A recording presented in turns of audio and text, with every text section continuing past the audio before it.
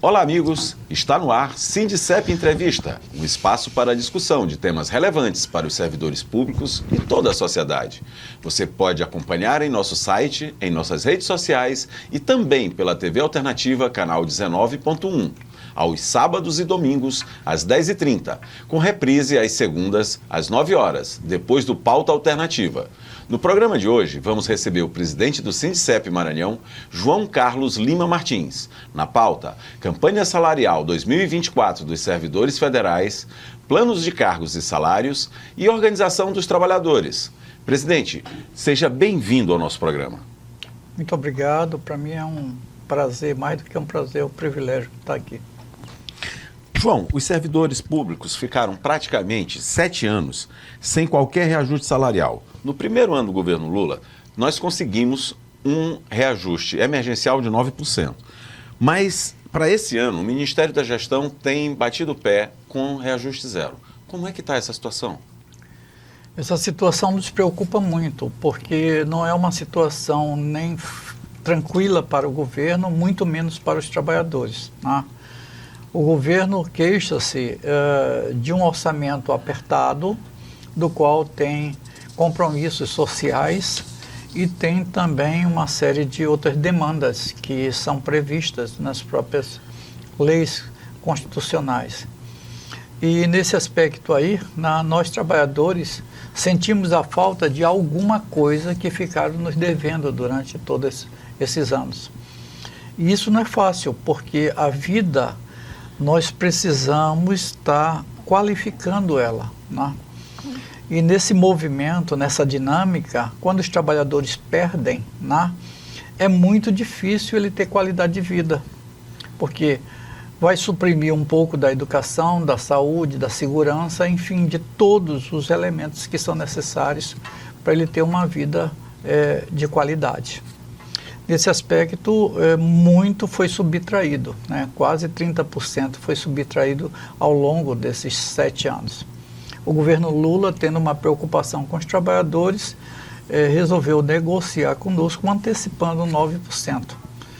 E agora, nesse ano, com a nossa campanha salarial, está meio difícil a gente recuperar, haja vista que o orçamento é uma cana de braço com o próprio Congresso.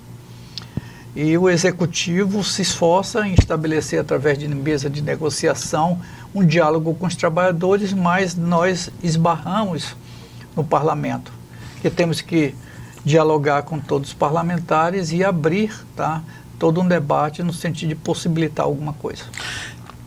Presidente, o governo federal até que está demonstrando uma certa sensibilidade à pauta dos trabalhadores, mas por conta das emendas, né, ele alega falta de recurso, que realmente há esse problema. Existe essa pressão também de diminuir a dependência das emendas no parlamento? Existe, mas só que não é um trabalho fácil, porque não é um trabalho só com o governo, né? É um trabalho onde esse governo se estende também ao próprio parlamento, conforme as nossas próprias leis determinam, né? Quais são as instituições que gerenciam, tá, todo o Estado brasileiro. E uma parte dela, muito forte, por sinal, está dentro do Poder Legislativo, né? Representado pelos nossos deputados e senadores. E dialogar com deputados e senadores é uma tarefa difícil, porque muitas vezes nós esbarramos em posições políticas que são contrárias à própria política de restabelecer, né, aos trabalhadores aquilo que foi tirado. Então, nesse aspecto, é difícil a nível de bancada do Estado, a nível do próprio Congresso, ter uma comissão, mas tudo isso daí a gente faz com muita dificuldade, a gente estabelece toda uma articulação a nível da bancada do Estado e a nível federal, a nível de Brasília, tem uma comissão que também trabalha muito e nós sempre dialogamos com eles. João, é importante que a população entenda que o governo federal, o executivo, é ele quem determina o valor de reajuste. Mas, na realidade, isso é aprovado no Congresso. Sim. E esse Congresso, dos últimos, o de pior viés em relação aos serviços públicos, né? Porque ele tem um viés extremamente privatista. Sim. Inclusive, tem ameaçado, o presidente do Congresso tem ameaçado continuamente a pauta voltar com a pauta da reforma administrativa. Como é que está essa tratativa dentro do movimento sindical? A tratativa, ela é uma tratativa que é muitas vezes contrária aos nossos interesses, a maioria das vezes, porque esse Congresso que está aí é um Congresso com uma feição completamente esquisita, no sentido de permitir, né, aos trabalhadores que possam, né, ampliar seus direitos. Nesse aspecto aí, né, trabalhar com pessoas que defendem determinadas causas que não são causas do interesse de todos é muito complicado. É muito complicado, haja vista que os interesses são interesses que são interesse de poder, né? Interesse voltado ao agronegócio, voltado ao capital como um todo, né? Aos interesses, muitas vezes, que sobrepõe o interesse do Estado brasileiro, né? Não são interesses voltados para as pessoas menos privilegiadas, onde essas pessoas precisam de mais direitos, né? E nesse aspecto aí, né, não tem sido uma tarefa, é uma tarefa muito complicada para todos nós, para todos os trabalhadores.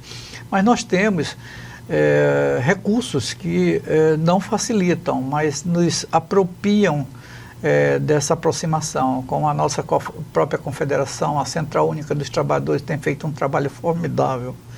A nossa confederação também tem estimulado muita participação nas mesas de negociação e também na ida junto à comissão mista do Congresso, que trabalha com serviço público. Então, esses ganchos que nos ligam a determinados interesses de poder, tem nos facilitado o diálogo e o debate, coisa que nos permite, pelo menos, ter um horizonte onde a gente possa perceber aonde nós iremos chegar, né? Nós vamos fazer um pequeno intervalo e já voltamos.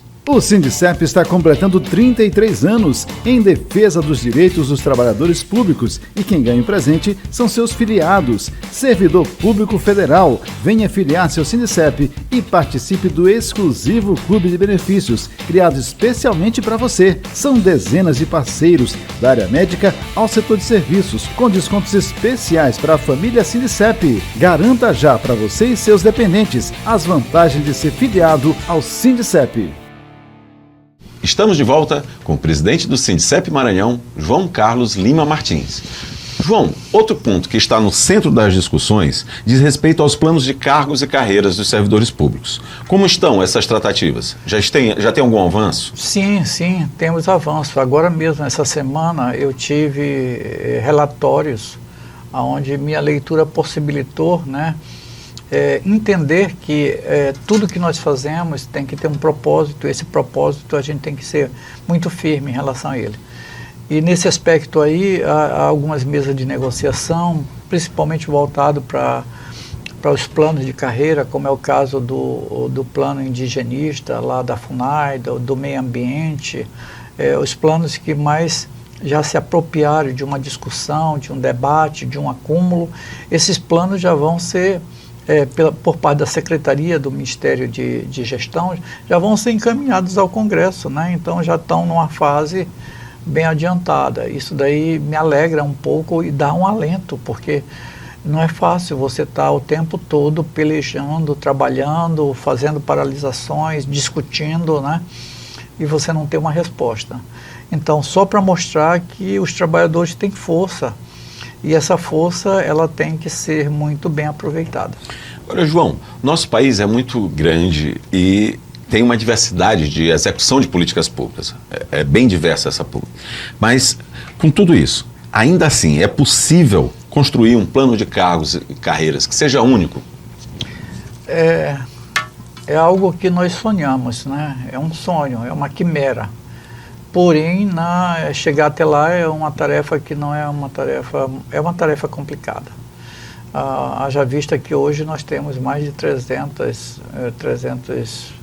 planos, ou então arremedos de plano, mas isso daí tem muitas distorções, tem muitas contradições dentro dessa amostragem aí que nós temos. Hoje em dia o nosso esforço é para diminuir, né, o máximo possível dentro do executivo, né, fazer, pelo menos transformar num caráter isonômico, né, onde a gente possa aproximar, né, não ter uma distância muito grande do menor para o maior, né, mas equalizar.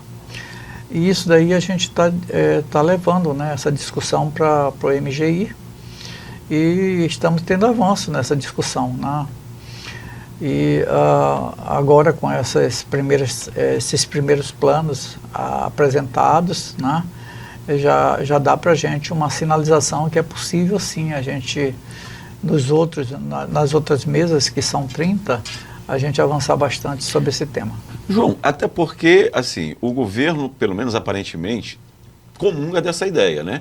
Inclusive com o concurso, o último concurso, o edital que foi lançado, foi um concurso amplo para várias empresas, para vários ramos, mas único. Ok. Já com uma nomenclatura única. Okay. Isso já nos ajuda muito, não?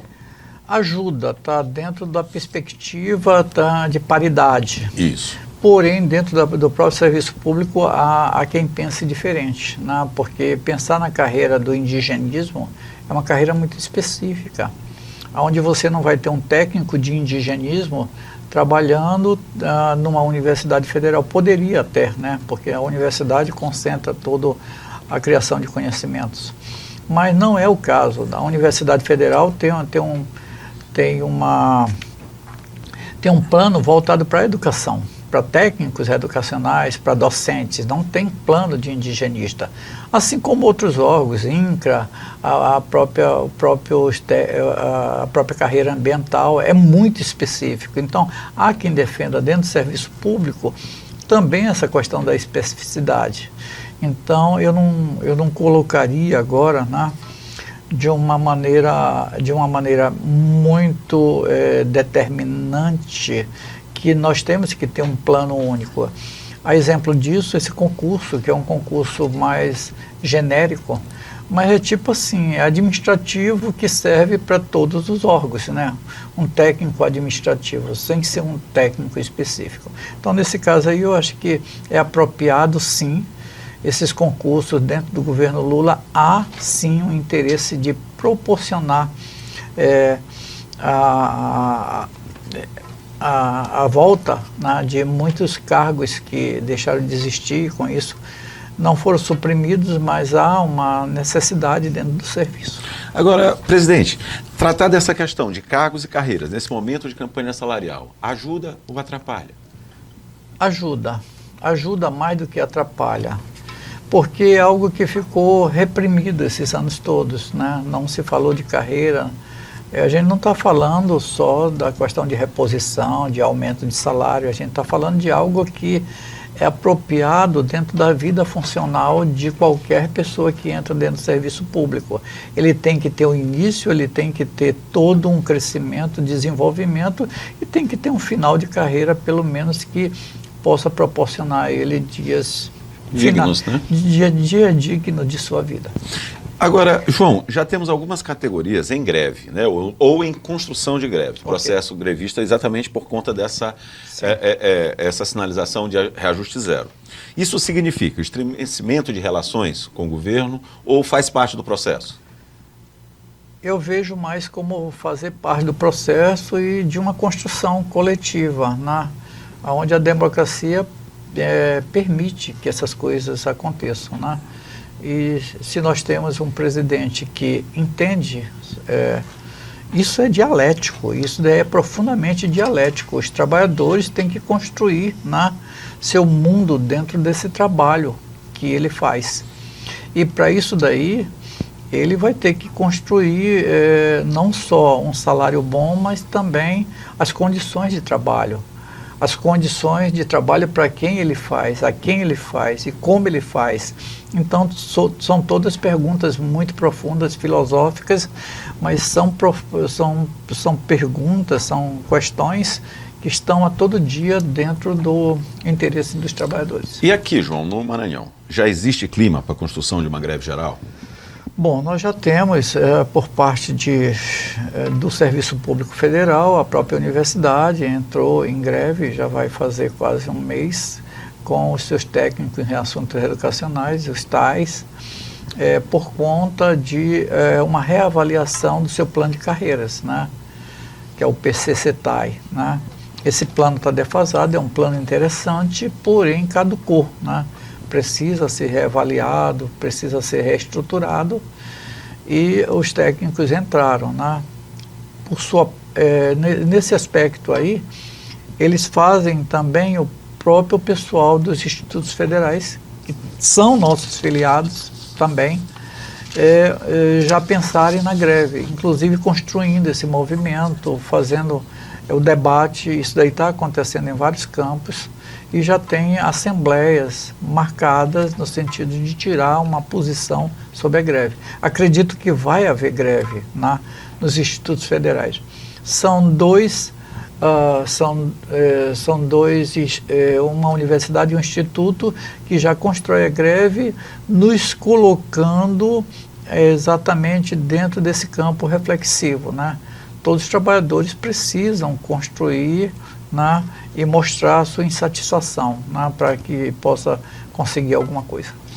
Nós vamos fazer mais um pequeno intervalo e já já voltamos. O Sindicep está completando 33 anos em defesa dos direitos dos trabalhadores públicos, e quem ganha o presente são seus filiados. Servidor Público Federal, venha filiar-se ao Sindicep e participe do exclusivo Clube de Benefícios, criado especialmente para você. São dezenas de parceiros, da área médica ao setor de serviços, com descontos especiais para a família Sindicep. Garanta já para você e seus dependentes as vantagens de ser filiado ao Sindicep. Estamos de volta com o presidente do Sindicep Maranhão, João Carlos Lima Martins. João Carlos, o movimento sindical foi muito prejudicado pelos 2 últimos anos do governo. Agora estão tentando, né, se adaptar a essa nova fase. Como é que está surgindo essa força dentro dos sindicatos? Ela nunca é uma força adormecida, porque os trabalhadores surpreendem o tempo todo, né? E é muito interessante quando você vê os trabalhadores se mobilizando, né, e buscando as formas que ele possui, né, para mudar as coisas. É muito legal isso daí, não só a nível do trabalho, mas a nível da própria política, a nível do exercício da cidadania. É fundamental a gente ter essa compreensão, né? E nesse aspecto ele tem uma coisa bem interessante dentro da organização sindical e dentro do nosso sindicato, que em tempo em tempo nós paramos para refletir o que nós estamos fazendo, né? Através de uma coisa que nós chamamos congresso. E esse congresso, ele aponta, a gente faz a avaliação econômica do Estado brasileiro, a avaliação internacional, que também chamamos de conjuntura, né? E é um aspecto muito importante. Não só isso, a gente avalia como nós estamos, para onde nós queremos ir, né? Avaliamos as condições até do crescimento da organização sindical, do Estado brasileiro, fazemos um balanço de tudo que nós fizemos durante esse tempo. E também é a grande oportunidade que nós temos de mudar, né? Ver as coisas que não servem mais para a gente, que nós precisamos atualizá-las, né? E seguir em frente. É muito bom. Agora, João, me parece que com a vinda de volta do governo Lula, o próprio trabalhador voltou a pensar em sindicato, voltou a procurar o sindicato. E dá para sentir isso na base? Dá por quê? Porque eu acho que o primeiro sinal do governo Lula foi compreender que os trabalhadores estavam muito defasados em termos salarial. Então, Foi o primeiro passo. Mesmo não tendo um orçamento apropriado, mas o governo se apropriou de todas as fatias necessárias e trouxe para os servidores públicos. Isso é uma preocupação. E o outro aspecto é que o governo só pode fazer se nós nos mobilizarmos. Perfeito. Se nós não nos mobilizarmos, a gente está dizendo ao governo que nós estamos muito bem obrigados, que nós não precisamos de nada, que não precisamos de novas tecnologias, não precisamos repensar o serviço público.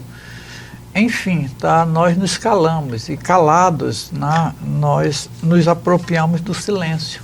E o silêncio é terrível, porque ele não representa muita coisa dentro de uma dinâmica de um Estado que está o tempo todo mudando e às vezes não muda para melhor, né?